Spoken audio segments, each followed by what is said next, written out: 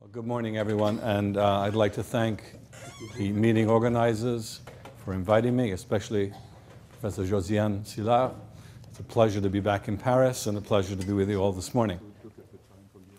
I'm going to talk to you about the lawn protease in mitochondria and try to convince you that it has some role in stress adaptation and in aging. And in order to present that case, I'm going to talk a little bit also about the adaptive response model that we work on, that some people call Hormesis, and also about the proteasome to give you a little bit more of a background of overall proteolysis in adaptive responses. So we started several years ago trying to figure out what's the broad-based series of mechanisms by which cells protect themselves from being converted from normal cells to oxidatively damaged cells, either by free radicals or various other oxidants. What are the mechanisms in between that prevent this conversion? And of course, we've been hearing already this morning about antioxidant enzymes like the superoxide dismutases and the peroxidases and all of the others. And of course, lots of antioxidant compounds, and you heard last night about some of those. And we know that those enzymes and compounds try to minimize the amount of damage that goes on. There's some direct repair mechanisms. We know about some sulfhydryl reductases, for example, that can re-reduce sulfhydryl groups that have been oxidized in certain proteins, some DNA peroxidases that can affect some direct repair. We've been working for many years on this component of the story, damage removal and replacement or repair systems, and under here you'd put things like the proteolytic systems like LON that I'm going to talk to you about today, and the proteasome. You'd also put redoxy-endonucleases, and you'd also put things like phospholipase A2 that seems to selectively recognize oxidized lipids, as shown by our dear friend Alex Savanian many years ago. Several years ago, we also realized that transient growth arrest, that I think is often misused in measuring the responses of proliferatively responsive cells.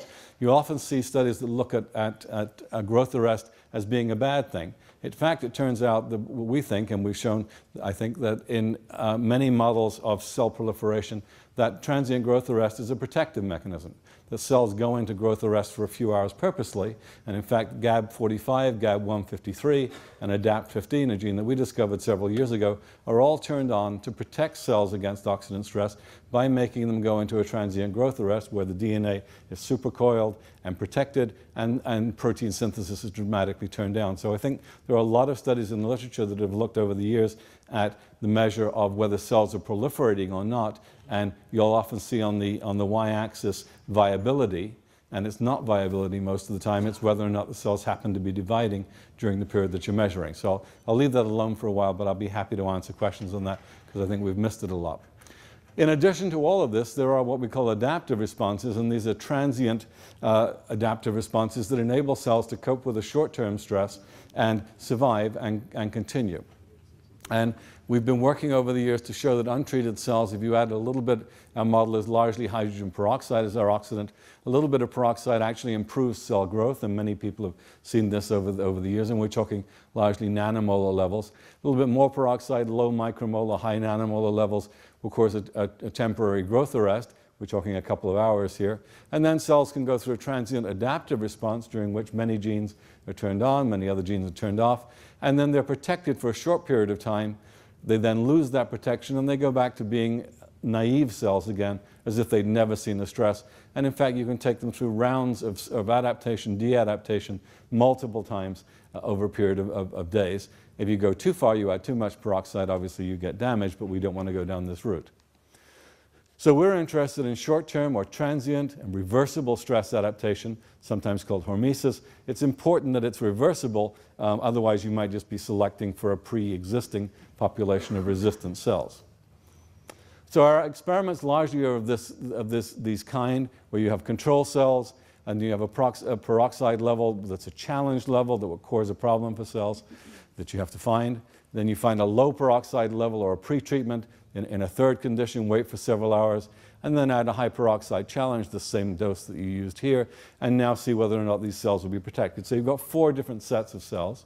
And when you do that, here's an experiment in yeast because they stand out better on a screen like this in lights. Here are control cells. Here are challenge cells, and you see that you lose a lot of the cells. Here are peroxide pretreated. The pretreatment doesn't cause any problems. In fact, they might even grow a little better. And these are both pretreated and challenged, and you see that the pretreatment has enabled these cells to grow perfectly well and to be happy. This works in everything from E. coli through yeast, through all sorts of mammalian cells to multiple human lines. There's actually an old slide. We've done many more cell types since then, and it works in all of them. It also works in large organisms like worms and flies. You can do it in whole organisms. And whether you measure cells by success by a fix and stain technique or a clonogenic assay, you can see that if you don't pretreat, cells do this, and if you pretreat, they cope with the stress very well. The adaptation really works. It's a short-term adaptation. As I say, it peaks at about 18 hours after the pretreatment is added. That's the time of maximal resistance. After that time, you gradually lose resistance, so that by 30 hours, these cells are naive again. And if you add another pretreatment at this point, you can take them up again, they'll come back down again, and so on. And we've gone through many rounds of adaptation, de-adaptation, to show that this is an interesting genetic response. It turns out that both inhibitors of transcription and translation will affect this process, will diminish this process, and it also turns out that the expression of 50 to 60 genes, depending on the cell type, and I'm talking about mammalian cells now, 50 to 60 genes are upregulated during adaptation, and another 50 or 60 others are actually downregulated. We're focusing so far on the upregulated ones. So which genes are induced? Many antioxidant enzymes, DNA repair enzymes, protein degrading enzymes, both proteasome and LON, that I'll talk to you about today, a number of signal transduction proteins that were all previously known, and over the years we also discovered a new gene or previously unknown gene called RCAM1 as regulator of calcineurin 1 that seems to play an important role in regulating this process. ADAPT15, that's a member of the GAD family, growth arrest and DNA damage. So there's GAD45, GAD153, ADAPT15, all turn on transient growth arrest, and that's why we think they're protective. And then these others whose role we don't really understand yet, but we'd like to. So what proteolytic enzymes are used to degrade oxidized proteins, and which of those are upregulated? I already told you that both LON and proteasome are. I'll show you a couple of slides on proteasome. So LON inside mitochondria, and proteasome in multiple forms in the rest of the cell, both the 26S proteasome, which is 20S with two 19S regulators attached to it, found in the cytoplasm, also close to the endoplasmic reticulum, also found in the nucleus. Also free 20S proteasome, and we think that's a form that degrades a lot of oxidized proteins. Also a form of proteasome called the immunoproteasome, which is a modified 20S, often with 11S regulators bound to it. I'll come back to immunoproteasome and 11S regulators, unlike 19S regulators. We'll come back to those later. So these are the kind of proteolytic enzymes we're interested in and that we find are modified. And this is a summary slide. I'm going to show you two summary slides on proteasome and then get to LON protease.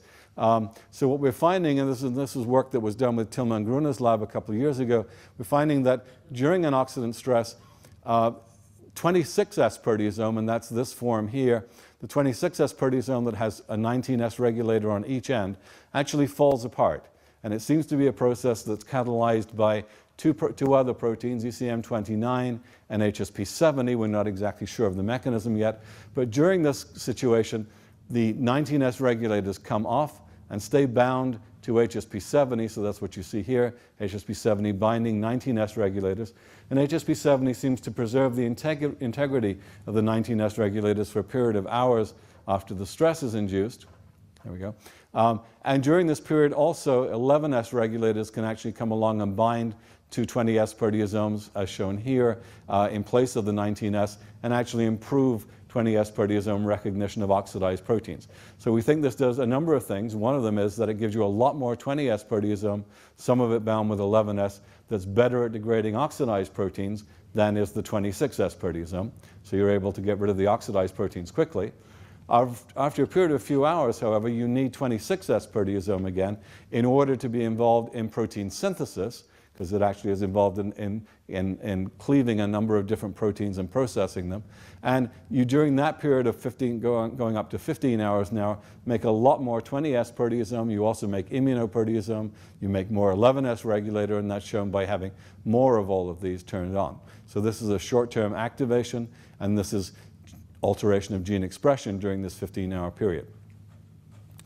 It turns out that the induction of the 20S proteasome, as well as a number of its subunits, as well as the 11S regulator, is actually conducted by the NRF2 system. So NRF2 is the signal transducing system that turns on the 20S proteasome its synthesis and the 11S proteasome regulator.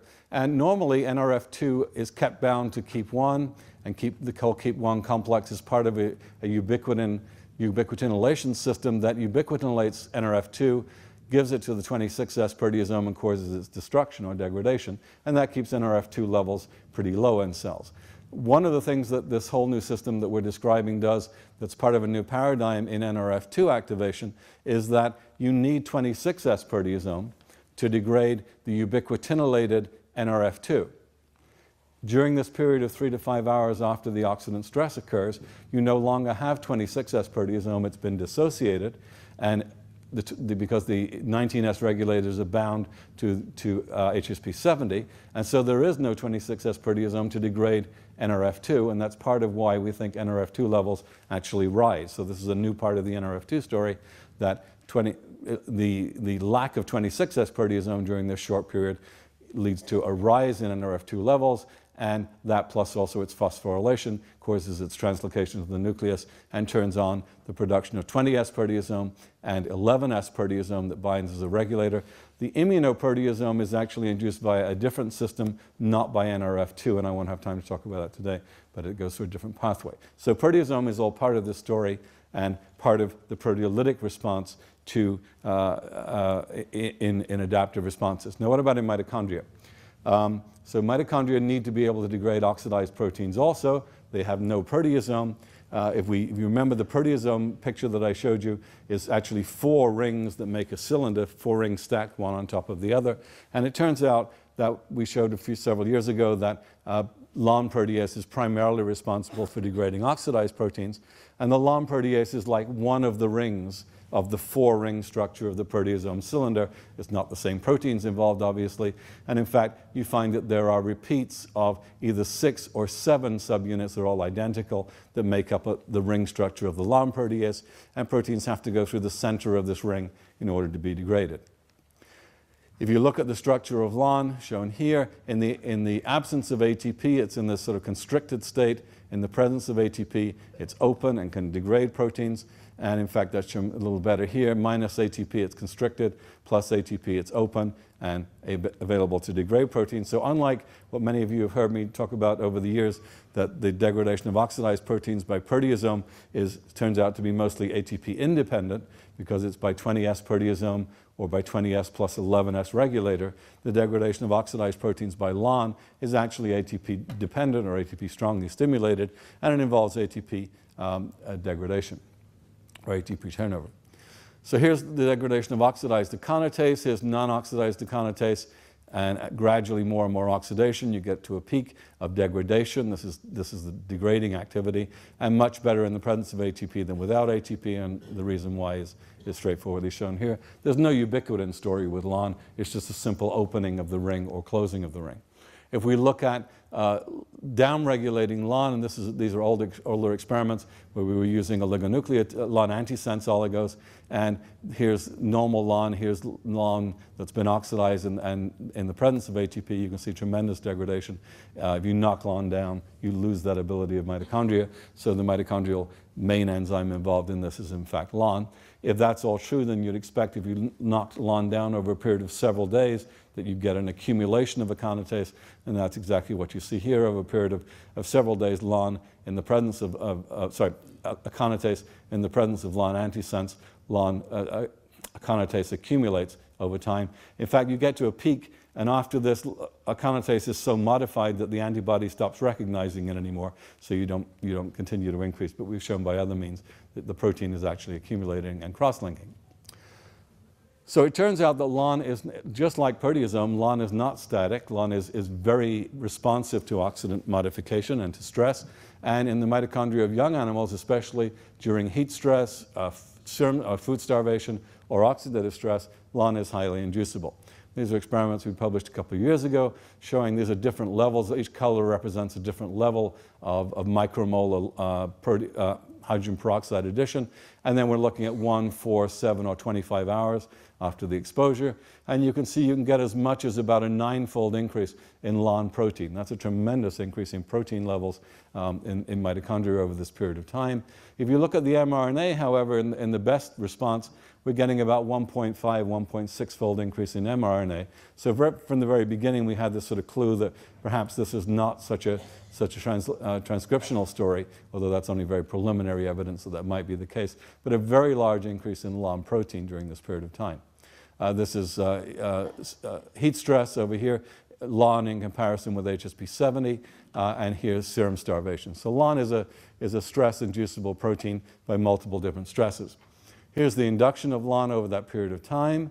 If we use the LON siRNA, so we're switching now from antisense to more recent experiments with siRNA. This is a couple of years ago, actually. We can see we can block that. And over here, we're looking at carbonyl content as a measure of oxidative damage to mitochondrial proteins. You see that when we just had hydrogen peroxide, these were the levels that weren't very effective down here, not inducing much LON. We start getting carbonyls being produced. But if we use this level where we got 1 to 200 micromolar, where we got great LON induction, then we get very little increase in carbonyl. So it prevents the increase in carbonyl. On the other hand, if we use LON siRNA, then the carbonyl content goes right up because we couldn't induce LON. So it is protective against this oxidant stress. If we look at viability in terms of direct cell counts or MTT analysis, again, inducing LON is protective against the stress, and LON siRNA blocks that protection. So it's both induced, diminishing carbonyl content, and also protective. Is it transcription or translation? I gave you a clue before. So here, if we look at actinomycin D to inhibit transcription, we can find that we can actually decrease the transcriptional activation of LON. It's not a big activation, as you see. You see a little bit of LON mRNA increase, but it has absolutely no effect here on the LON protein level. So LON protein is increased whether you have transcription of LON or not, of the LON gene. But in fact, if you use cyclohexamide to block translation of LON, then in fact you block this induction almost completely. So it's a translational activation, it's not a transcriptional activation, and we're now trying to work on the mechanism of translational activation, very different than the proteasome story, and not involving a signal transducing system in this case. LON, it turns out, is a lot more complicated than I've been telling you so far. It's not just a straightforward protease. It actually is a protease during stress when it comes off the mitochondrial genome and goes into the mitochondrial matrix where it can recognize oxidized proteins. But most of the time during non-stress conditions, LON is actually bound to the mitochondrial genome, and it's bound in the D loop of the mitochondrial genome where it's absolutely required for mitochondrial biogenesis. So if you knock LON down, mitochondria will stop proliferating because they need LON for that proliferation step. And it doesn't seem to be because of its proteolytic activity, because we and others have actually been able to knock down the proteolytic activity selectively, and you still can get mitochondrial biogenesis occurring. But if you knock down LON altogether, then you lose biogenesis, you lose proliferation. So there's something different going on about LON here. It's another fascinating story, but not, unfortunately, with time for today. We hope to find out more in the future. So we've been interested in aging for a long period of time. I work in a school of gerontology, so I have to be. And yeah, I'm good. And we've been working on the question of protein, lipid, and DNA repair systems in oxidant stress, and sort of revisiting this whole free radical theory of aging. For a number of years, there was a paper back in 1990 in gerontology where we were trying to expand it from the simple idea that you have oxidative stress during aging to whether or not repair systems or damage removal systems were involved. And it turns out that in aging and oxidant stress, there's a problem with LON that you can demonstrate. We did this study with Holly Van Raamen where we used heterozygous SOD mutants, these are mitochondrial SOD mutants, that have some problems in life. They survive, but they have problems. And we had 4 sets of animals, young SOD wild type, old SOD wild type, young SOD heterozygotes, and old SOD heterozygotes. And if you look at the levels of LON protease, what you'll find is that here's the protein levels, lower in the old animals, lower in the heterozygotes and much lower in the old heterozygotes. And here's the proteolytic activities of LON. They follow exactly the protein levels. It turns out that if you look at LON mRNA, which had been done several years ago by Rick Weindruck and Tom Prola, they had actually found that they weren't looking for LON, but the most decreased mRNA in skeletal muscle in mice in aging is actually LON mRNA, and we weren't aware of that study when we started ours, but it all now fits. If you look for evidence of oxidative damage, you can see in looking at carbonylation, depending upon how long you use the Western blot, that there are multiple proteins, but the main one that comes out right away is actually a kinase, but there are many, many other proteins. So that's a cautionary lesson for doing these things. Gruna and I many years ago looked at protein oxidation and proteolysis with proteasome in aging tissues, looking at either senescence or non-proliferating cells.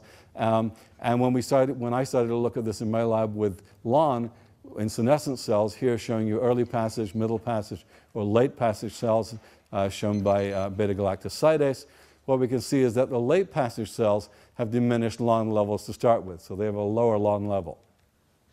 If we look at LON inducibility, if you remember back a couple of slides ago, I showed you how inducible LON was. You got this 9-fold induction over a short period of time. When we try to do that with the young, middle, and senescent cells, what you find is the senescent cells are not able to induce LON, and they have lots, this is not the induction, this is the straight levels. So they're lower LON levels, and they have lots of carbonyl proteins. When we try to do an induction experiment, I got ahead of myself. This is the low passage cells, the young cells. LON's very inducible over a short period of time. In the middle passage cells, we get only a little bit of LON induction, and we start getting carbonyls being produced early. Then as the LON levels rise, the carbonyls are brought back down.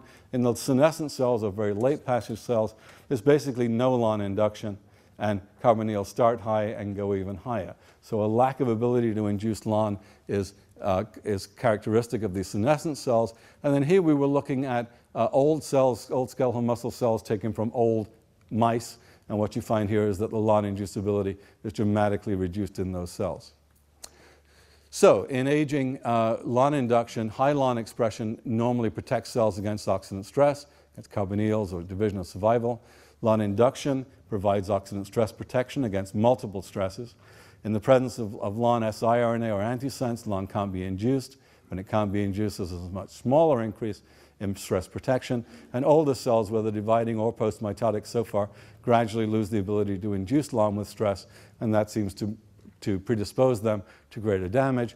We're looking at this as part of a bigger story of adaptability in aging, short-term adaptation, where we see a decreased cellular adaptability as a general characteristic of aging.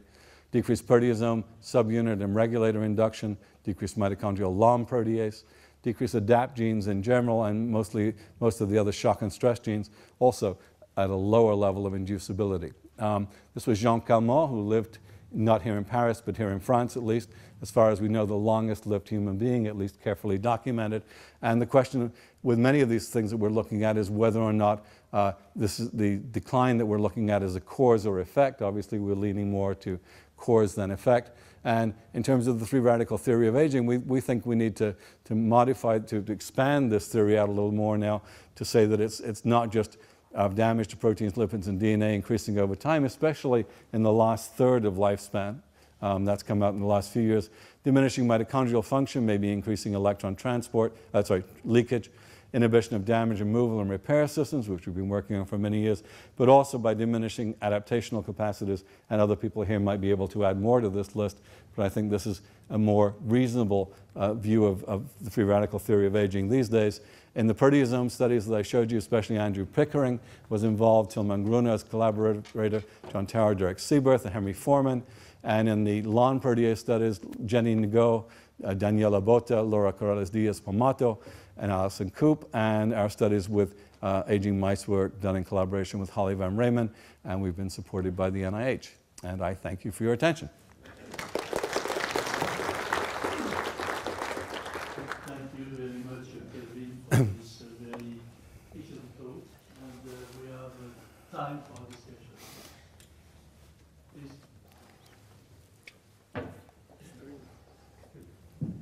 Very interesting and thought-provoking. My question is, could you please tell us a little bit more about this function of LON on mitochondriogenesis, which is dependent on the proteolytic? Yeah. So thank you. You bit on the appetizer.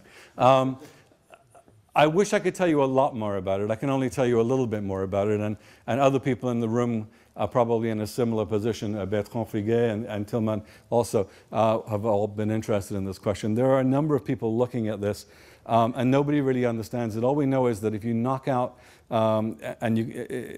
by selective mutation the active site of LON, then you lose the proteolytic activity. It retains its DNA binding activity and retains its ability to be permissive of proliferation. I say permissive because we don't yet know exactly what role it plays in proliferation, but there are a number of other groups looking at this at the same time.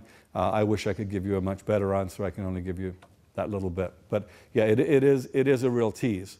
And exactly why or how is really not clear. And we thought at first that it would be straightforwardly a proteolytic function. That, I mean, the simplest explanation you come up with is there must be an inhibitor of mitochondrial proliferation. That's a protein, that's a DNA binding protein that LON cleaves. By cleaving that inhibitor, you allow proliferation. That would be great, except when you knock out the proteolytic activity, you still have proliferation. So, as long as LON binds. And it turns out that when LON, the only other part of this is that during stress, obviously LON comes off the mitochondrial genome, is degrading oxidized proteins, and at that point proliferation stops dead. Thank you. I'm right here. Just to follow up on that question, so do you have any idea if it has anything to do with the transcription of the mitochondria? We do, whether, if you silence it, do you see any change in the mitochondria? No, it's not a straight transcriptional story. No, it's more. It's something more than that. Ansosome or something? No, I don't think so. Good question. Yeah, on the activity, because you've been reporting levels and stuff, right? Yeah. So the activity is tricky to assess. Do you have any good idea to look at that? Because it's the activity which is... Yeah, so there are a couple of new inhibitors out there, which, as you know as well. So LON has been very difficult to work with because unlike proteasome, where there are, even with proteasome, there are no specific inhibitors, but there have been fairly selective inhibitors. And what the field has come to is sort of the idea that if you use 3 or 4 of the selective inhibitors and they all give you the same story, then you're probably looking at the right thing. Plus, now that you can knock things down and then look at inhibitors, you get a better story. With mitochondria, it's more difficult because some of the proteasomal inhibitors actually inhibit LON also, and some of them don't, so you can get a partial story. Now there's a couple of new inhibitors that have come out recently. Is it from the Wang's lab? I forget her name. Yeah, I think it's Emily Wang. There's been 2 papers out that have suggested that these inhibitors are very specific for LON. We're now in the middle of testing them. We actually had another inhibitor that Daniela Bota, who's now at UC Irvine, and she had a synthetic chemist there, produce an inhibitor, a potential inhibitor that we're working on. So there's some real hope that LON inhibitors can be specific, but we're just at the beginning of that part of the story, so it's not as nice as we would like it yet. Yeah, it's great to do the molecular biology with knocking things down, but you really want a good old-fashioned biochemical inhibitor to get the final story, I think. And the 2 together is very powerful.